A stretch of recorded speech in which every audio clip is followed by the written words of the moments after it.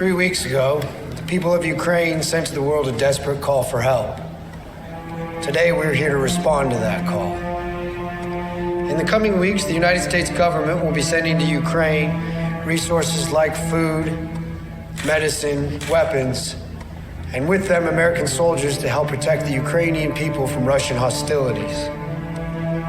Furthermore, in accordance with the guidelines set forth by the European Union, the United States will legally acquire Ukraine's territory for a funding donation of $2 billion. We hope that the Ukrainian citizens understand that right now, this is the best possible course of action to maintain civilian safety and peace. Godspeed. The United States has been involved, and it's the reason Ukraine is where it is right now.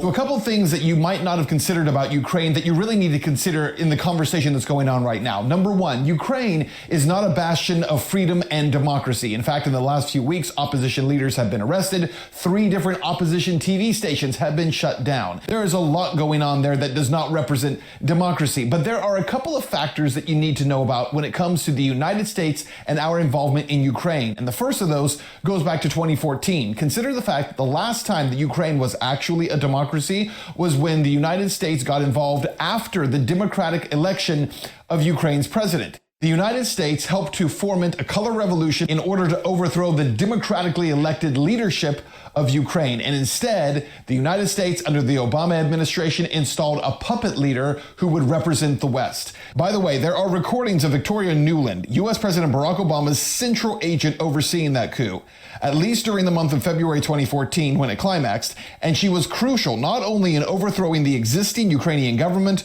but in selecting and installing its rabidly anti-Russian replacement. Victoria Nuland was caught on recordings talking about overthrowing the government and deciding which leader would take over instead of Yanukovych. This is all fact and it's all history. The second issue is the Minsk agreements. In 2014 and 2015, there were agreements between Russia and Ukraine about what to do about this Donbas region. That's the area of Ukraine that's been in the news a lot in the last couple of days. The Minsk II agreement signed in 2015 agreed that the Donbas region would be returned to Kiev's control while ensuring the safety and the rights of the area's citizens, as many as 800,000 people, by the way, of whom many have received Russian passports, about 20 to 40% of that population. But here's the problem here. Ukraine never bothered to actually implement the Minsk II agreements. And in fact, it was the United States, once again, that told the government of Kiev to just ignore those Minsk II agreements and not to worry about them. And then the third issue is the issue of NATO. According to some new cables from the CIA that have been released by WikiLeaks, we now know that the CIA knew that they were actually enticing the Russians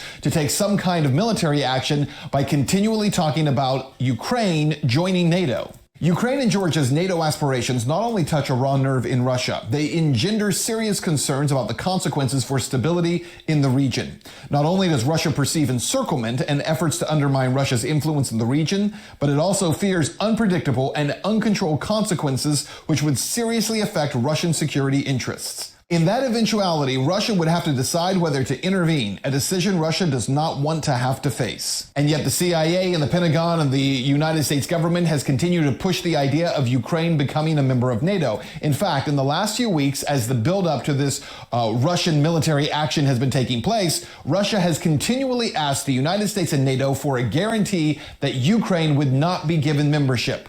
The United States, President Biden himself, has refused to do so. And so the bottom line here is that when you call for the United States to get involved in Ukraine, well, maybe this is an unpopular opinion, but for the last 10 years, the United States has been involved in Ukraine. And it's the U.S. involvement that seems to have gotten us to this point.